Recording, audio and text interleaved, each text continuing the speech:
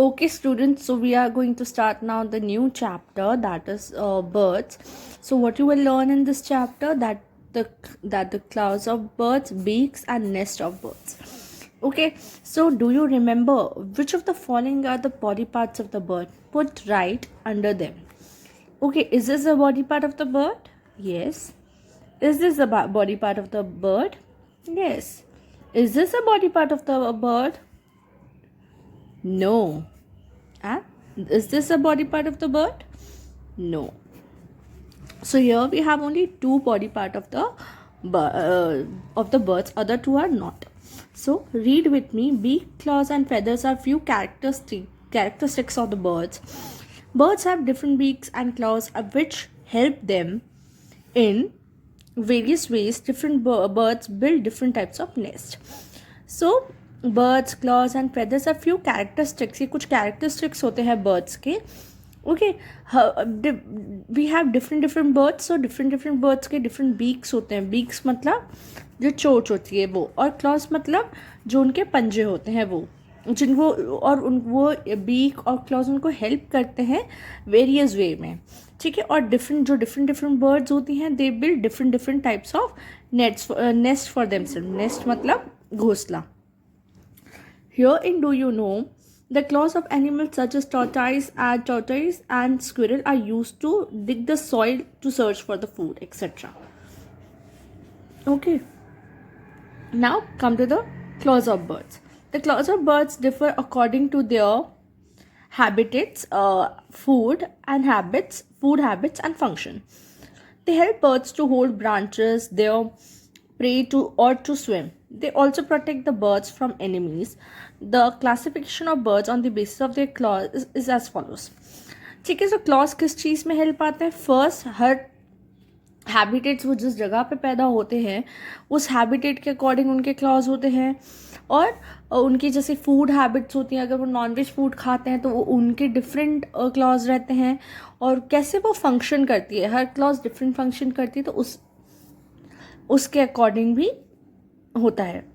ठीक है. They help, तो जो क्लॉज रहते हैं वो हेल्प करते हैं उनको ब्रांच पे बैठने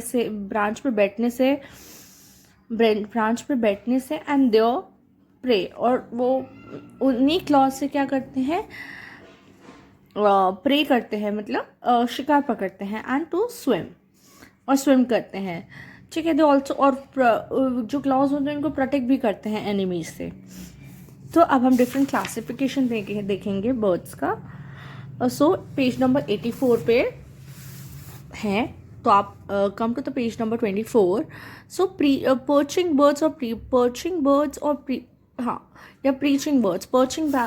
आर लाइक क्रो. ठीक है. These birds have 3 long toes in front and one at back, making their grip extremely strong. They can hold branch of the tree so firmly that they do not fall off even while sleeping. For example, sparrows and crows. ठीक है.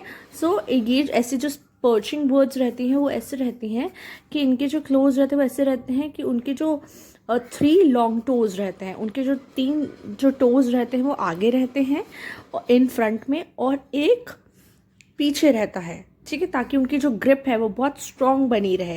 And they hold the branch of the tree so firmly. और जो branch of tree, जिस branch पे वो बैठे रहते हैं उसको इतना फर्मली पकड़ते हैं जिससे वो गिरे ही नहीं, भले वो सो भी रहे हों, they do not fall. Then second we have eagle. So eagle flesh eating birds में आता है. What is flesh eating birds? Flesh eating birds have sharp claws which are called talons. ठीक है. They help the bird to catch and hold into their prey tightly. For example eagles and hawks. ठीक है. सो जो flash eating birds रहती हैं उनके जो clause रहते हैं बहुत शार्प रहते हैं, ताकि उनके जो पंजे हैं उनमें ईजिली वो अपने प्रे को पकड़ पाएँ. ठीक है. अपने शिकार को ईजिली पकड़ पाएँ, कैच कर पाएँ और उनको वापस अपने साथ ले जाएं. तो ऐसा तभी इनके जो पंजे रहते हैं वो काफ़ी स्ट्रॉन्ग रहते हैं. स्ट्रॉन्ग मतलब शार्प रहते हैं. Okay. Now we have wading birds. need to stand and wade through shallow water to catch fish. They have long legs and their toes are spread out. For example, herons and cranes. So these are wading birds. So wading birds कैसी होती है? wading birds need to उनको stand, वो पहली तो खड़े रहती हैं through shallow water, and shallow बहुत जहाँ कम कम पानी रहता है वहाँ खड़ी रहती हैं ताकि वो फिश को कैच कर पाएँ. उनके they have long legs and their toes are spread out. They have very long legs. You can see in this picture this bird has very long legs, और जो इनकी टोज है वो स्प्रेड आउट होते हैं, मतलब अलग अलग होते हैं, मतलब खुले खुले होते हैं ताकि इजीली कैच कर पाए फिश को उनके जो भी हैं. तो herons and cranes come into this. Then we have scratching birds. Scratching birds. These birds scratch the ground to find buried seeds and insects. Hence, they have strong claws with 3 toes in front, a short 2 at the back. For example, hens. So hens जो होते हैं ये scratching birds हैं. Scratching birds are those birds जो easily scratch कर पाएँ ground को, या जो भी चीज़ें हैं उसको स्क्रैच करके अपना फूड ले पाएँ. ओके, तो ये स्क्रैच करते हैं ग्राउंड को टू फाइंड जो भी बरीड सीड्स रहते हैं, जो ग्राउंड के अंदर जो दफने हुए सीड्स रहते हैं उनको निकाल के, इंसेक्ट्स को निकाल के वो खा पाएँ. सो दे हैव स्ट्रॉन्ग क्लोज. इनके स्ट्रॉन्ग क्लॉज बहुत स्ट्रॉन्ग रहते हैं विथ 3, जिनके 3 टो आगे रहते हैं और एक छोटा सा पीछे रहता है, जो फॉर एग्जाम्पल हैंड्स. ठीक है, तो आप देख सकते हैं इसमें. ठीक है, 3 आगे हैं, एक पीछे है. Now we have swimming birds. Swimming birds, these birds have 3 toes in front joined by flaps of skin called webs. ठीक है, 1 toe is at the back and the web feet help the bird to swim in water. For example, ducks and swan.